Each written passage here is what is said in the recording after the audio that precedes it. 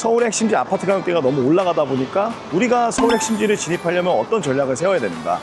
바로 초기 재개발, 핵심지를 선점하는 시간 투자에 리스크가 적은 입지가 좋은 곳을 선점하는 겁니다.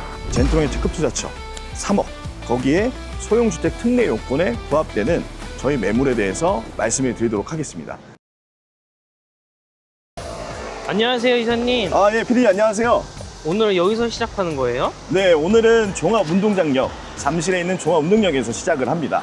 왜 여기서 시작을 하냐면 제가 항상 방송이랑 유튜브에서 말씀드린 것 중에 입지 중에 가장 중요한 게 있다고 말씀드렸잖아요. 바로 일자리 입지에 대해서 한번 말씀을 드리고 오늘 가보려는 지역을 가보려고 하는데 여기가 바로 잠실 마이스 사업이 진행되고 있는 곳입니다. 우리가 일반적으로 그 서울 3대 업무지구라고 얘기하는 곳이 딱 3군데가 있어요. 그게 바로 강남 업무지구랑 영등포 여의도 업무지구, 그리고 종로와 중구 업무지구가 있습니다. 근데 이 강남 업무지구가 지금 확장을 하고 있어요. 삼성역에 국제교류복합지구와 그리고 현대차 GBC, 그리고 여기 뒤에 보이는 잠실 마이스 사업과 연결이 되는데 이 잠실동이 이 강남 업무지구와 매우 가깝게 위치해 있어요. 그래서 이 도로를 지금 보시게 되면 이 도로의 저쪽 건물 높은 거 보이시죠? 저기가 바로 삼성동입니다. 그래서 오늘은 일자리로 이렇게 잠실을 시작해서 제가 말씀드리고 싶은 이 잠실본동의 이 지역에 대해서 한번 안내해 드리려고 이렇게 나왔습니다. 뒤에 S 아파트네요. 네, 잠실의 대표 아파트죠. 바로 엘리트 아파트가 있는데 이렇게 잠실 같은 경우는 송파구 중에서도 이 균질성이 매우 좋은 지역인데 특히나 이쪽 엘리트 아파트는 쪽이 이제 주거 생활이나 이런 입지적으로 되게 고평가를 받고 있는 곳이에요. 그리고 최근에 세제 개편안 나온 거 혹시 보셨어요?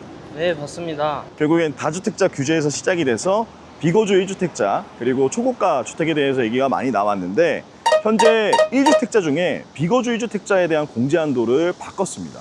결국엔 여기서 하는 말은 보유하지 말고 실거주만 해.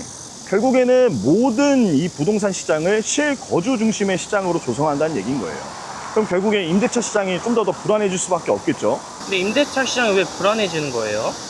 임대차 시장이 왜 불안해지냐면 이제 자가 점유에 대해서 이해를 하셔야 되는데 서울 같은 경우는 실제 자기 집에 사는 사람이 약 44% 정도 된다고 합니다.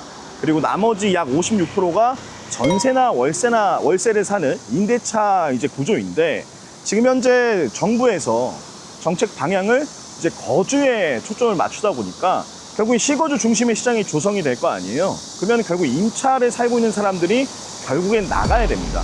그렇다 보니까 이런 임대차 시장이 실거주 중심의 시장이 되면서 이렇게 가속화가 되다 보니 불안성이 계속 증대될 수밖에 없는 거죠. 그렇다 보니 임차 물량이 줄어들고 계속 이제 대출이 가능한 금액대의 서울 외곽이나 강북 쪽에 15억 이하나 20억 이하의 아파트에 수요세가 계속 몰리게 되는 거예요.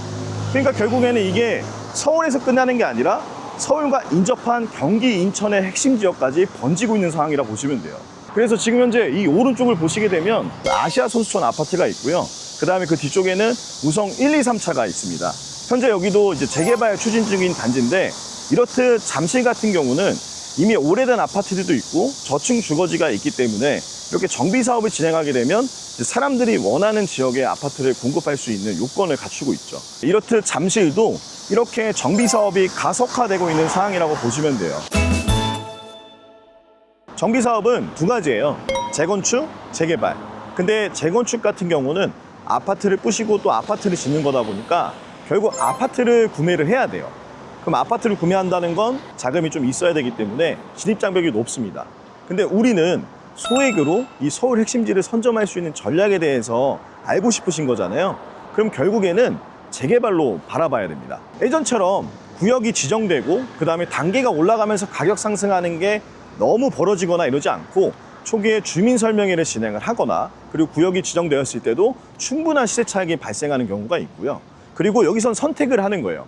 결국엔 재개발 투자는 시간 투자이기 때문에 내가 확정된 거를 살 것인가 아니면 확정되지 않는 미래 가치가 있는 곳을 살 것인가라는 거에서 고민을 해야 되는데 당연히 확정된 거는 금액이 많이 들어가겠죠.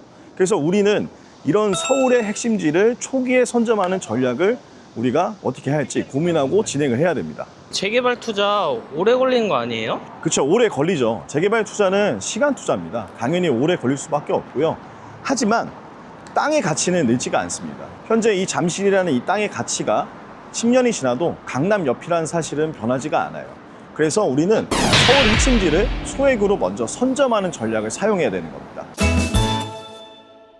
잠실 생활권의 이 저층주거지들은 아까 제가 말씀드렸던 백제고문로를 보시게 되면 잠실본동, 그리고 삼전동, 그리고 석촌동, 송파동, 방이동이 있어요.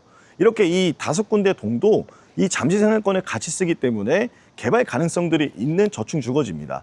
잠실본동은 상단에 엘리트 아파트들이나 그리고 신천 먹자골목, 그리고 우리가 알고 있는 새마을시장, 그리고 잠실 이 엘리트 아파트의 상권과 병원이나 이런 여러 가지를 같이 겸해서 쓸 수가 있고요. 그리고 바로 아까 왼쪽편에 제가 보여드렸던 아시아 선수촌 아파트랑 우성 1, 2, 3차, 거기에 하단에는 우성 4차라는 아파트도 재건축 이슈가 있어서 이렇게 움직임이 가장 많은 지역이에요. 그리고 잠실본동 여기 뭐 상단과 하단이 있는데 잠실본동 같은 경우는 종합운동장역이랑도 가깝고 잠실세내역이랑도 가깝고 삼정역이랑도 가까운 입지를 갖고 있기 때문에 500m 거리에 이 3가지 역이 엮여 있고 실제적으로 이 잠실 아파트의 주거생활권을 같이 공유하는 입지라고 보시면 돼요. 그래서 저는 잠실본동이 가장 좋은 입지라고 생각을 하고 있습니다. 그러면 잠실본동은 지금 어떤 상황이에요? 우선 잠실본동은 상단하고 하단으로 나눠져 있어요. 우선 상단을 먼저 말씀드리면 상단은 잠전초를 기준으로 왼편과 오른쪽에 개발의 움직임이 있습니다. 그리고 아래쪽은 원래 5개의 구역으로 나눠서 개발 사업이 진행이 됐었는데 현재 그 5개 구역 중 2구역은 그 SH 모아타운으로 대상지가 선정이 되었어요. 그래서 나머지 4개 구역이 현재 A, B를 하나로 합쳐서 SH 모아타운으로 진행을 추진하고 있고 그리고 3, 4를 합쳐서 민간 도심 복합 사업으로 진행을 추진 중에 있다고 합니다. 재건축도 보시죠.